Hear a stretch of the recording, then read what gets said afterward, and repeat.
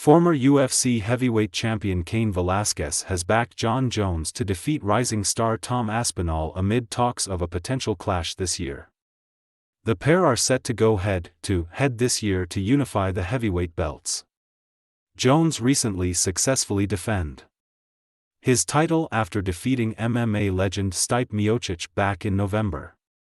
As for Aspinall, the British star scored a devastating knockout in his last outing against Curtis Blaydes back in July.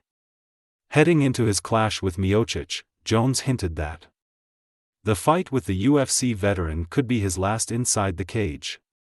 However, following his flawless performance, the American is eager to stick around a little while longer.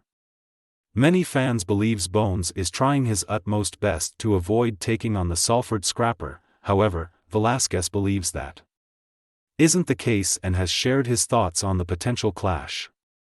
During a recent interview on the Ariel Helwani show, Velasquez said, "I don't think Aspinall wins. So me just watching him, I see his pattern a little bit. The way he comes in with his strikes. I think Jon sees it too. Jon, he studies man, he does his homework. He's a master at this, analyses things, and studies you over and over again. I just think for that reason. I think, Jon, is going to know what to do. Everyone has a pattern. Some people disguise it better than others. The way Tom comes in and fights, he has a pattern that is somewhat easier to fight, when he comes in and attacks. It's 100%, full go. Glides in, lunges in, and does his attack. Not that it's not effective. It is, he's done great things with it.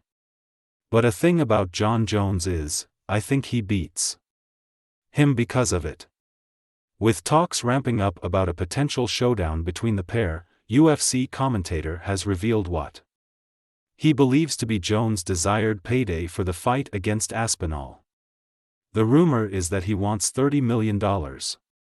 Rogan said on a recent episode of his podcast before adding, "I hope they, UFC, pay it."